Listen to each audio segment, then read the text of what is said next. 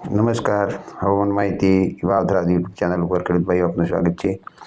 આજે 28 તારીખ છે, પણ હજુ વાતાવરણ આવું નવું લગભગ 3 દિવસ રહેવી શક્યતા છે. અને જે આ ડિપ્રેશન બની ગયું છે અને લો પ્રેશર બનવાનું છે, જે સિંધ તરફ જઈ અને નગર પાર્ક જે પાકિસ્તાન છે એવી દિશામાં જઈ અને દરિયામાં જવાની શક્યતા છે. એટલે એની અસર આપણા વિસ્તારમાં લગભગ 31 તારીખ સુધી રહેશે.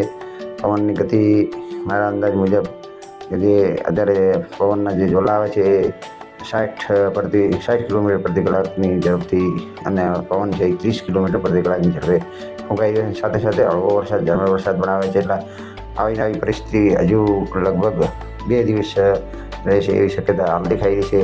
બાકી એના પછી એકવારે 3 તારીખથી નવી સિસ્ટમ આવે એવી શક્યતા છે બંગાળની ખાડીમાંથી, અને એ ધીરે ધીરે આ જ રૂટ ઉપર આવવાની શક્યતા છે. રાજસ્થાન, ઉત્તર ગુજરાત, દક્ષિણ ગુજરાત સુધી અસર કરશે અને આપણા વિસ્તારમાં પણ વરસાદી માહોલ રહેવી શક્યતા છે. લગભગ આવનારા 10-12 દિવસમાં થોડો વરસાદ આપણા વિસ્તારમાં થતો રહેશે એવી શક્યતા દેખાય છે.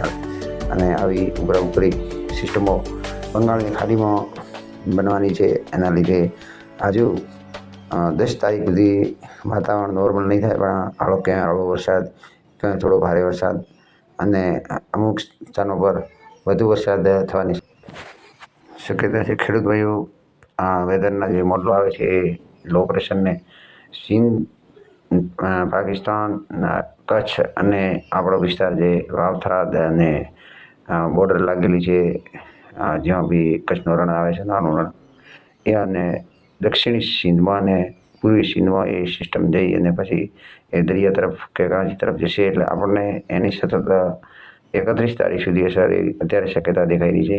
ખેડૂત ભાઈઓ, બસ એ જ આજે વધુ કોઈ ફેરફાર થશે તો આપણે નવો વિડીયો આપીશું.